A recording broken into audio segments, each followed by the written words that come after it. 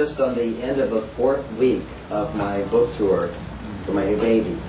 And I've actually never done a whole book tour like this. I've been away from my wife for more than 2 weeks. I was away for 2 weeks, flew in for one night pit stop, and then took off again. But once I came home, then I caught this cold. And just as an interesting thing, it's a Mars Venus kind of thing, but often, until I figured this out, often men will work really hard.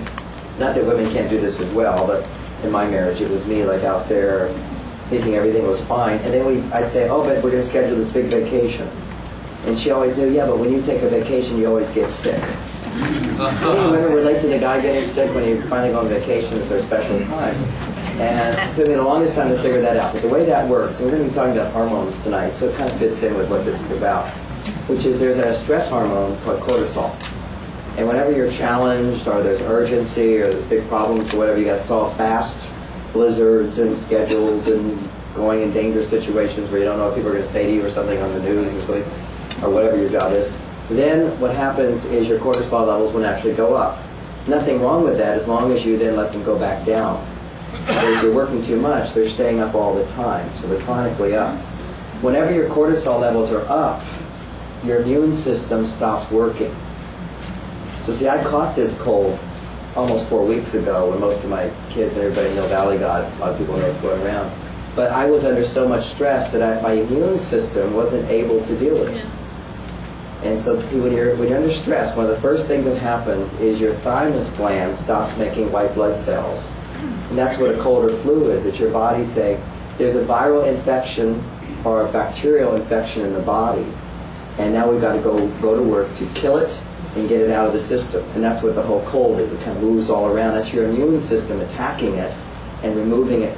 But if you're under a lot of stress, you don't get sick at all. People often think, gee, I never get sick. I'm working all the time. I can't get sick. I don't have time. But then they drop dead. It happens. It happens all the time. People just drop dead. What happened is at a certain point, and for men, it's statistics will show this. 3 years after men retire, statistically they die.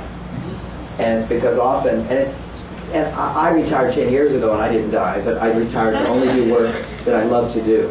So I just said, money's no longer the priority. I just want to do the things I love to do. Although it's still hard work and I make a commitment. So it's still challenging. But men have to have that challenge. But if a man's doing a job he really hates to do, and how do you know he hates to do his job? Because he's looking forward to never doing it again. Any guy's thinking, I'm looking forward to never working again, then you hate your work. If you love your work, you can't imagine not working again. Or at least changing your schedule so maybe it's not as intense. So when men literally are doing jobs, and a lot do, which is just complete sacrifice of what they love to do, what would really inspire them to do, their stress levels are high. And then when they finally have a chance to do what they want to do, they can relax and do what they want to do, their cortisol levels will start to drop, the immune system kicks in, and it discovers that cancer has been growing in your body, or there's all kinds of bacterial infections, and there's no way the system can get rid of it, and so the body gets really sick trying to fight off this battle. Anyway, a little extra bit of wellness there. But I sort of read in, not tonight, but in my own work, a little bit tonight, because what I see happening is, first of all, a crisis. And I just want to identify what that crisis is, and then we'll look at solving it. And what the crisis is in the last 7 years. I started writing this book 6 years ago. In the last 7 years, the women's happiness scores have dramatically dropped. It used to be that women were happier than men. And the last 7 years, this is in the different psychological testings, the happiness levels in women have gone down, equal to men, and now below men. Now, men haven't changed, but men don't always report the truth. I don't believe that because I know if a woman's unhappy, the man's unhappy. It's just the contagiousness of, and it's different. The man's unhappy doesn't, maybe it makes her unhappy or not. Sometimes they like us to be unhappy. So clearly, when women are happy, men are very happy. Because why? Because we take credit for your happiness. Anytime she's happy. If I take you to the movie and you love the movie, I go, yes, I wrote that movie. I did it. I take complete credit for it. I'm remembering me taking credit. My wife was laughing at me the other night because she had this a bit of a got something in her eye was hurting, and I was telling a group on TV. She saw the TV show, and I was telling men, one of the ways you show you love your wife is like if she's got some kind of health condition, you ask lots of questions about it. And of course, while I was away, I was making sure that most of the time I asked questions about it. And she heard that. She says, most of the time, you only ask 2 days. Women keep track of this stuff big time. And there I was taking credit. But I do, actually, in my 50s, now I'm 56, my wife's 58.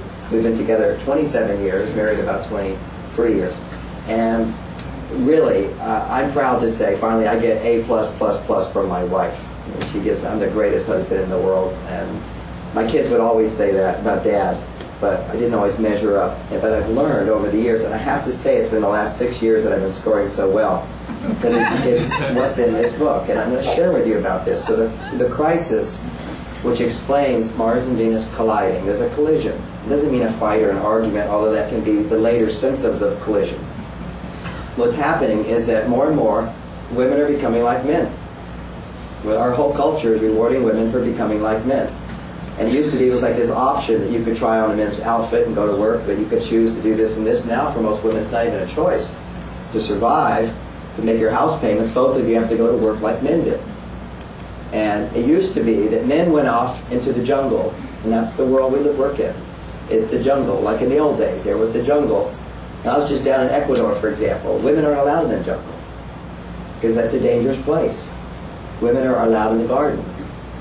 And men aren't allowed in the garden. Women don't want them in there. When women go into the jungle as well, and men go into the jungle, women have the same experience as men.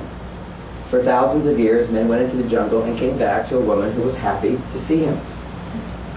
Now, women are coming back, and who's happy to see me? Where's the wife? We're missing wives. We're missing women. Women have lost touch with what it is to be happy.